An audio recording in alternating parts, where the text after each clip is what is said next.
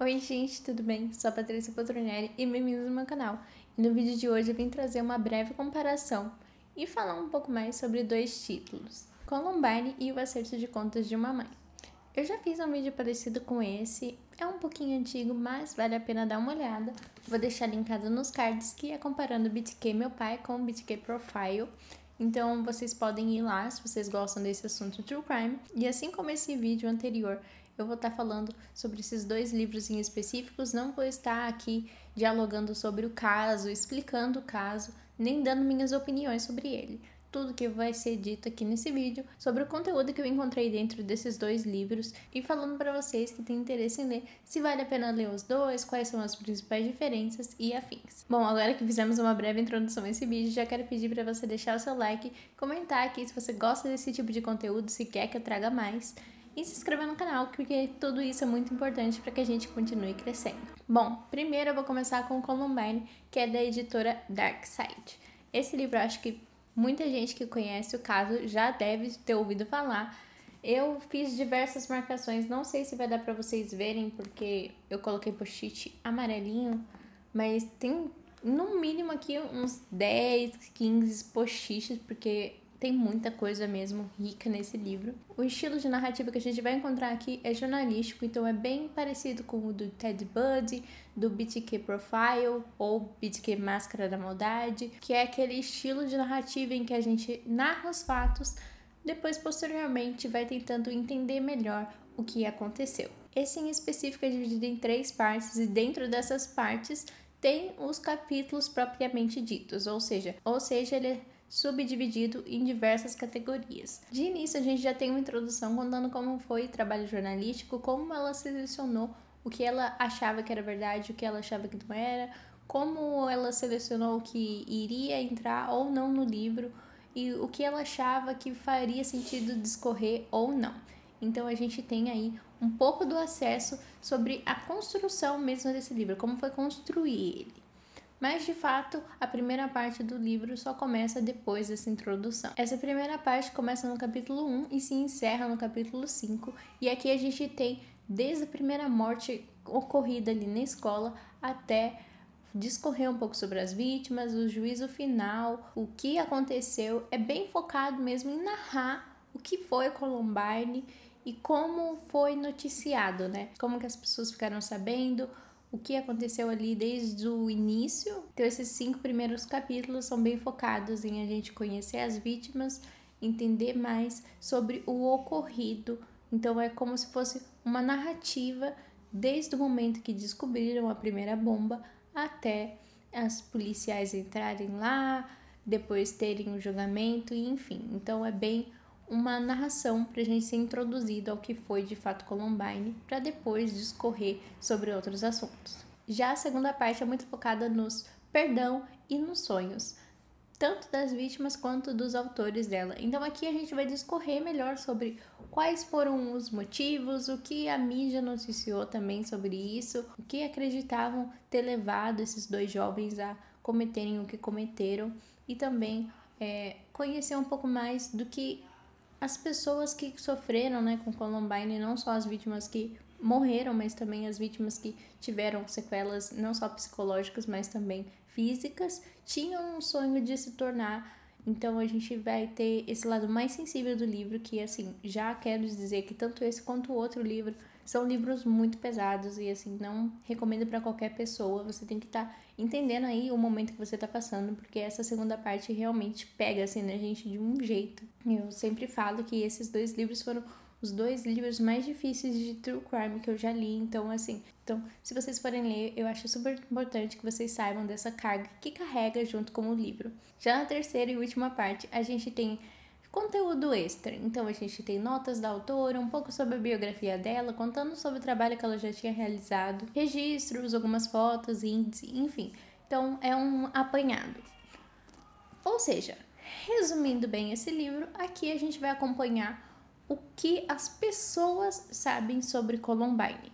Aqui, em nenhum momento, a autora entra no mérito de afirmar, tipo, foi isso que aconteceu por causa disso, disso, disso, ou então falar que eles cometeram por causa disso, disso, disso. Então, ela mostra tudo que foi documentado na época, sem ali falar se ela achava certo ou não, se podia estar errada aquela informação. Lógico, com base nas fontes dela e tudo mais, a pesquisa, só que em nenhum momento eu senti que ela de fato afirma e fala para você confiar piamente naquilo. Ela deixa bem aberto para que, ó, eu achei fontes que dizem isso, mas pode ser que não seja. E eu acho muito importante quando se trata de um caso real. Então eu realmente gosto muito desse livro. Ele, assim, foi um livro que me marcou demais. Como eu disse, é um livro que você precisa ir com muita delicadeza para ler ele, porque, assim, é um assunto muito pesado, é um assunto muito delicado e que acontece diariamente no mundo inteiro, né? Não digo, assim, de massacres propriamente dito, mas de tentativas de massacre. Esse mês mesmo aqui na minha região já tiveram 2, então, assim, tentativas a gente tem diversas vezes, né? É um assunto que a gente precisa estar sempre em contato, porque é algo que tá acontecendo. Então eu acho importante que a gente leia e tente entender melhor por que essas coisas acontecem. E como eu disse aqui, a gente não discorre tanto sobre o porquê isso acontece, mas sim narrar os fatos e contar como eles aconteceram, seja pelo ponto de vista mais policial, né, que é o que a jornalista teve contato, ou mais midiático. Aqui é uma linguagem bem neutra, vamos dizer assim, não tem nenhum viés na narrativa dela. E assim, esse livro de Columbine você pode ler tanto já conhecendo o caso como sem conhecer nada, porque a autora faz um trabalho muito bom em nos introduzir ao tema, então você não vai ficar perdido, você pode ir mesmo sem conhecer absolutamente nada sobre o caso. Já aqui temos o acerto de conta de uma mãe, que é da editora Verus, e esse daqui também realizei diversas marcações, não sei se vocês vão conseguir ver, porque novamente eu fiz marcações em amarelo. Como vocês já devem estar imaginando, esse livro, além de ser extremamente pesado, ele é totalmente pessoal. E não digo assim pessoal porque ele tem um viés de narrativa, porque, né, é a mãe do Dylan, então sim, tem um viés, mas sim porque você entra nos pensamentos dela sobre o assunto. Diferente daquele lá que ela narra o que aconteceu, esse daqui não, você tem a narrativa do que aconteceu, mas você entra dentro da mente dela e você sente os sentimentos que ela sentiu na época. Então, quando a gente pensa nesse aspecto, esse livro consegue ser ainda mais pesado do que o livro de Columbine. E bom, esse livro também é dividido em partes, nesse caso, 2 partes. A primeira parte a gente vai ter acompanhando a mãe do Dylan, que é a Sue, desde o momento que ela recebe a ligação que está acontecendo um massacre na escola de Columbine, que ela precisa ir para casa, até o momento dela descobrindo que é o filho dela. E enfim, a gente encerra, se eu não estou enganada, com o julgamento do caso. Porque sim, mesmo que ele tenha morrido durante o massacre, né, na verdade se suicidado, ainda é preciso ter um julgamento. Então a gente acompanha toda essa narrativa de como aconteceu, como ela foi descobrindo, né, porque a princípio ela não sabia que o filho dela era um autor, ela pensou que ele era uma das vítimas, até o momento que ela descobre que ele era o autor.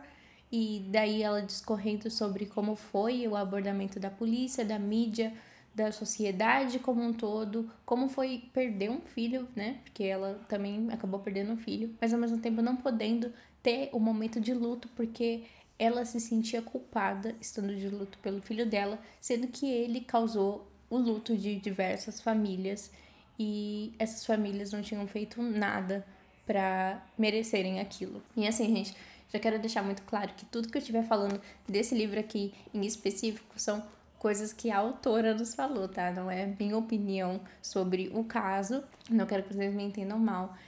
Tudo que eu vou estar falando aqui é o que saiu da boca da Sue. Eu não posso afirmar se é verdade ou não. Fica aí a critério de vocês, se vocês lerem, se vocês acham que é verdade ou não. E eu acho importante ressaltar isso daqui, porque vai que alguém me interpreta mal. Não, eu não estou falando coisas da minha cabeça, são coisas que eu ouvi do livro, entendeu? Então, vale lembrar aqui. Então, essa primeira parte do livro, a gente tem essa introdução mesmo ao tema. E assim como Columbine, se você não conhecer o que foi a tragédia de Columbine, você pode ler esse daqui. Mas eu recomendo que tenha um background, pelo menos do básico do que foi. Porque como a gente já começa com ela ali recebendo a ligação, a gente vai demorar para receber a informação do que de fato aconteceu. Ela vai tendo ali algumas suposições, ela vai ouvindo o que a mídia fala, daí depois o que os amigos dela falam, o que pais de vítimas falam, para enfim a polícia chamar ela, sentar numa mesa e falar: é isso daqui que aconteceu. Daí eles vão mostrar vídeos para ela, vão contar como que foi o modus operandi deles e, enfim, ela vai absorver e entender o que aconteceu naquele dia, porque até então ninguém nunca tinha parado para sentar assim e conversar com ela e falar o que tinha acontecido. E ela também não tava no momento certo, né, gente? Vamos ser bem sinceros. Eu acho que já é horrível você pensar que teve um massacre na escola do seu filho. Agora você pensar que o seu filho foi o autor, é pior ainda. Já na segunda parte a gente tem a Sui falando sobre a questão de suicídio, depressão e massacres. Então aqui a gente discorre sobre possíveis motivos, porque o motivo do Dylan perante a Sui é muito nublado, a gente não consegue entender muito ao certo por que ele chegou onde chegou. Tem aí algumas hipóteses levantadas, mas não é tão fácil de afirmar quanto o motivo do Eric, que foi o outro menino que ajudou a cometer esse massacre.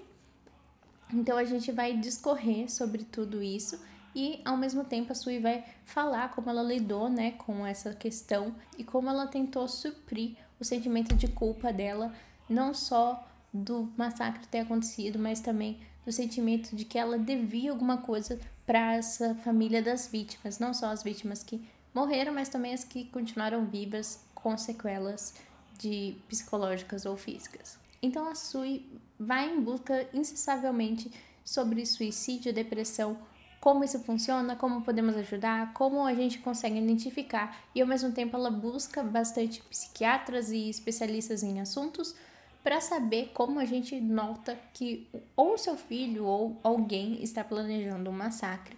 Então a gente tem tudo isso muito bem discorrido com diversas fontes. Eu, assim, peguei diversos livros de referência para mim estudar, porque eu achei muito interessante o tema, apesar de ser um tema extremamente sensível e delicado. E a partir daí a Sui também dedicou a vida dela a tentar ajudar pessoas com diversos transtornos relacionados a essas doenças. E no meio disso tudo, né, ela acabou se divorciando, porque não sei se vocês sabem, é muito frequente que casais se divorciem depois que um filho se suicide ou que eles percam um filho no geral. Como eu disse anteriormente, esse livro tem sim um viés, que no caso é o viés de uma mãe que perdeu um filho, mas ao mesmo tempo ele discorre sobre diversos temas que eu acho extremamente importante a gente discorrer, como a mídia abusou não só da narrativa dela, mas também da narrativa de pessoas que estavam em volta dela e também de coisas que eles nem tinham certeza. Então, por exemplo,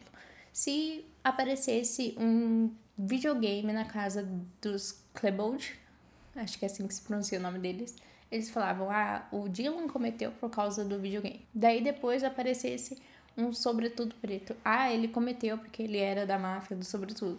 Então, tudo que a mídia acabava soltando não tinha ali um viés verdadeiro, e isso acabou afetando muito tios, parentes, avós, enfim, todo mundo foi afetado. Então aqui a gente fala muito sobre os abusos na mídia. Tem também algumas críticas à polícia, mas não são tão pesadas quanto para a mídia. E acima de tudo, a gente também tem algumas críticas à escola, porque aparentemente havia sim alguns guardas ali na escola que poderiam ter impedido esse massacre de acontecer, mas que por algum motivo que eu não me lembro ou não foi citado no livro, não impediram. E eu acho que um assunto que todo mundo já deveria saber que ia conter nesse livro tem também a questão de fácil acesso ao armamento dos Estados Unidos.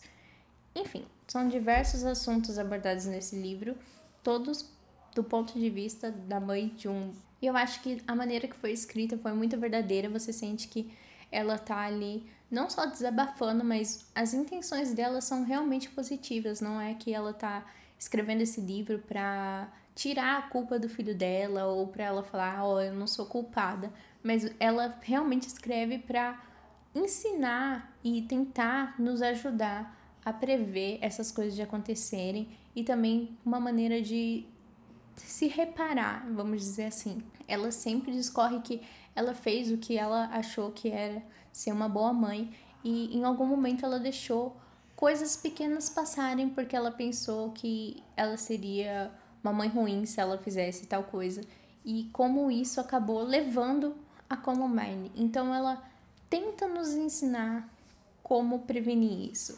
É meio difícil falar sobre isso sem dar muitos detalhes e sem estragar a experiência de vocês com a leitura, mas é um livro que eu de fato recomendo. Se vocês fossem ler os dois e vocês quisessem, assim, que eu definisse uma ordem, eu diria que vocês comecem com Columbine e depois com o Acerto de Contas de uma Mãe, porque assim você já tem uma visão geral do crime, a versão das vítimas, que eu acho super importante você entender qual o lado das vítimas, para depois vir aqui do lado da mãe dele. Aqui a gente vai ter sim acesso a algumas coisas das vítimas, mas não é tão focado nas vítimas do massacre, é muito mais focado no fato da mãe, das famílias e qual foi a experiência de você sentir tudo aquilo e também o que a gente pode aprender com isso e, como eu disse, ensinamentos para preveni-los.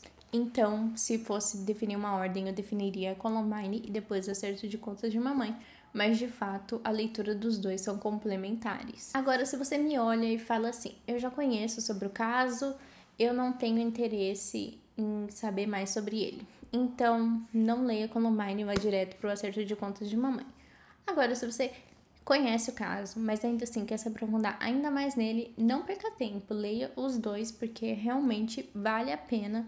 Como eu disse, eles são complementares, não vai ser como se você estivesse lendo a mesma história e repetindo a mesma coisa e vai ficar enjoativo, não vai. Na verdade, eu acho que o fato de você ter lido Columbine deixa o Acerto de Contas de uma Mãe ainda mais interessante. Porque tem diversas informações que às vezes acabam não batendo, ou que a Sue critica, mas que em Columbine tá ali inserido. Então, assim, é muito legal e interessante você ver esses dois viés de um crime, né? De uma tragédia. E, enfim, eu recomendo demais. Só que, como eu disse, com essas ressalvas, porque são dois livros muito delicados e que vão demandar muito do seu psicológico. O Acerto de Contas de uma Mãe, então, nem se fala. Porque como trata muito sobre esses assuntos delicados, como suicídio e depressão, chega uma hora que você vai se sentir realmente exausta e vai ter que dar um tempo para a leitura. Então, a minha recomendação é que você leia com o tempo, leia um pouquinho cada dia, não leia tudo de uma vez, porque realmente é um nível para você ir absorvendo aos poucos. Eu escrevi esse roteiro há muito tempo e eu fiquei postergando para gravar porque foram duas leituras assim muito difíceis e são assuntos muito delicados de se tratar e de falar aqui para vocês, mas eu achei que era interessante e necessário vir recomendar aqui essas duas leituras, porque são assuntos que, como eu disse, fazem parte do nosso dia a dia e que vão ser debatidos aí por vários e vários anos, porque infelizmente eu acho que isso não vai acabar tão cedo. Então fica aqui a recomendação, mas vá com os seus limites. E bom, hoje o vídeo foi um pouquinho mais tenso do que o comum, mas espero que tenham gostado e nos vemos no próximo vídeo.